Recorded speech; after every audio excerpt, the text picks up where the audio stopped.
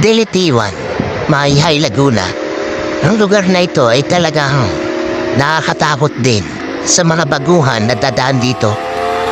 Dahil matarik din ang mga lusungin dito. At ang mahonin dito ay matatarik din. Kaya pag dumadaan ako rito, ay nagdodoble ingat ako. Hindi baling ako'y lampasan ng mga nagmamadali na magmaneho pababa sa lugar na ito. Sa oras na ito, ang takbo ko ay paakyat. Galing ako ng Lokban, Quezon.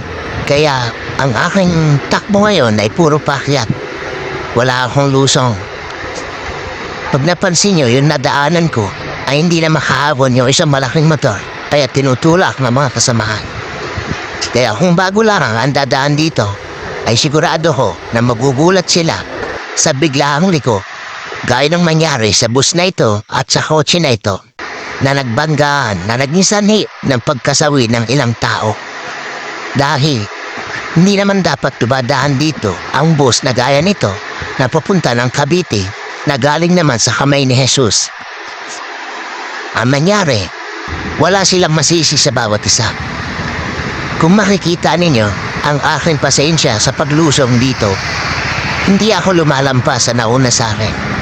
Nahayaan ko lang sila at sumusunod ako ng mabagal hanggat hindi binibigay sa akin ng senyas na pwede akong umovertake. Talagang kailangan mo ng pasensya sa ganitong mga daan. Hindi mo dapat dito ginagamit ang pagkabaros ng isang tao. Kailangan mo rito talaga magtiyaga at tibay din ang iyong puso at ganda ng iyong preno. Mapapansin ninyo ang bagal ng paglusong na ito dahil yung nasa una namin ay talagang hindi niya kaya magdumali dahil puno siya ng karga. Maaaring ito yung mga bigas or mga pagkain ng mga baboy. Kaya hindi siya pwedeng magmadali. Ang mga nakasunod na motor ay patuloy na sumusubaybay sa kanya at hindi nag-aapura. Sila ay makakita ng maluwag na daan. Sila ay umovertake dito.